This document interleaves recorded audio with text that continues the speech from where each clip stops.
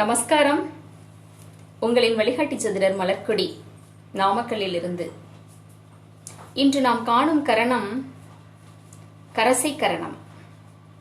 கரசை கரணத்தின் கிரகம் சந்திரன், விலங்கு காளை மாடு. கரசை கரணத்தின் சிறப்பம்சங்கள். கரசை கரணத்தில் பிறந்தவர்கள் விவசாய சம்பந்தப்பட்ட விஷயங்கள் செய்யலாம். கரசை கரணத்தில் பிறந்தவர்கள் எங்கு சென்றாலும் சம்பாத்தியம் செய்வார்கள். இவர்களுக்கென்று ஒரு ரகசியம் வைத்திருப்பார்கள். கரசை கரணத்தில் பிறந்தவர்கள் அரசு மற்றும் அரசியல்வாதிகளாக திகழ்வார்கள்.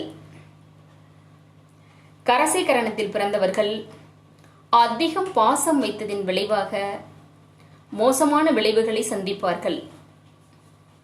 இவர்களை பாச முட்டாள் என்று கூட அழைப்பார்கள். கரசை கரணத்தில் பிறந்தவர்கள் பார்க்காத அவமானங்கள் இல்லை. ஒவ்வொரு அவமானங்களும் வெகுமானங்களாக மாறி வெற்றி நடை போடுவார்கள். கரசை கரணத்தில் பிறந்தவர்கள் வீடு கட்டுவது ஒரு கனவாகவே இருக்கும்.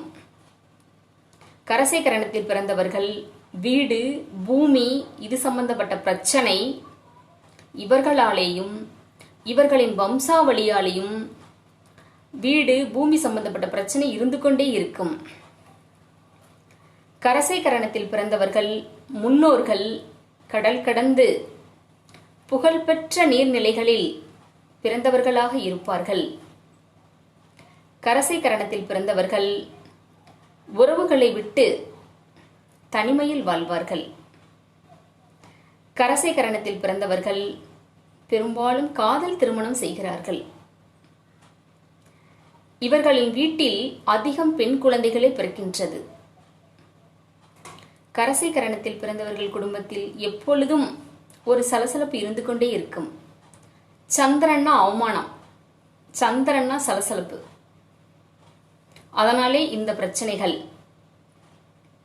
கரசை கரணத்தில் பிறந்தவர்கள் வழிபடும் தெய்வம் ஞானக்காரகன், வித்யாகாரகன், ஸ்ரீ கற்பக விநாயகர், பிள்ளையார்பட்டி.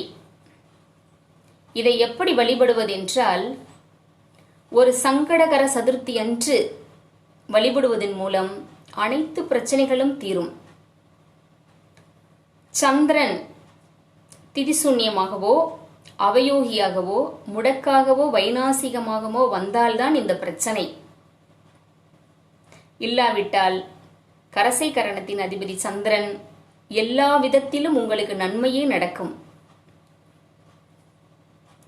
இந்த பதிவு உங்களுக்கு பிடித்திருந்தால் வெண்ணிலா யூடியூப் சேனலை சப்ஸ்கிரைப் செய்யுங்கள்.